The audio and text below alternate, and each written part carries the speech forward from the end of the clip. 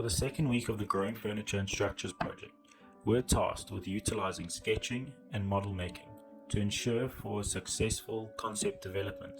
I've added my most influential sketches and concept designs to give you a sense of my design style for this project. As you can see on this page, my prototypes are on the right and my inspiration is on the left, along with my sketches. In the first concept design, I was inspired by Japanese design and architecture, as well as the smooth curves of caves. The second prototype is a different take on the first prototype, where you can see I was inspired by mushrooms instead of caves. This still includes a series of metal rods, along with a wood top. These metal rods have gaps in between them, so that creepers and beanstalks can go through them. The next concept design was inspired by flat landscapes as well as lattice structures. This simple design can either be used as a stool, a table, or even a gazebo. The next design is a gazebo, which is inspired by Eiffel Tower's base, as well as a spider's widely spread legs. This design has multiple strengths to it because of the triangles that support it. This design was based off of simple decking furniture, as well as growing furniture benches.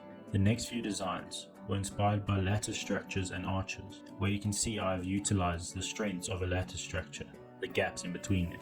These gaps can be used to grow plants such as beanstalks and pea stalks. These are known as creepers. Creepers like to wrap around pipes, poles, and even wire and trees. I took inspiration from famous architecture such as the Sydney Opera House, where you can see I used points to emphasize the lattice structure and how strong it is. Lattice structures are strong because of the tension that is held between each beam and supporting structure.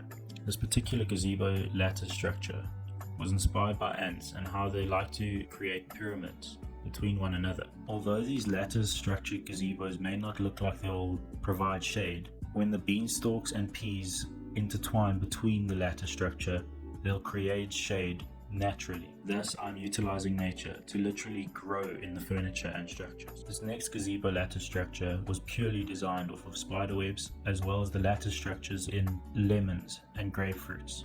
Not only was I inspired by nature, but I was also inspired by the Sydney Opera House. My next few prototypes are all joint methods, as well as mechanical fasteners. The simplicity of this three-pronged joint creates strengths such as triangles for structures. However, when you utilize a four-pronged joint, you can create structures such as pyramids, which also create triangles and strong structures. Utilizing a very simple L-beam can create strong joints between structures. A cornered L-beam can be used to hold supporting structures to the ground, as well as to hold structures together. My next prototype is mechanical fasteners such as nuts, bolts, as well as arms. These were catted up and 3D printed.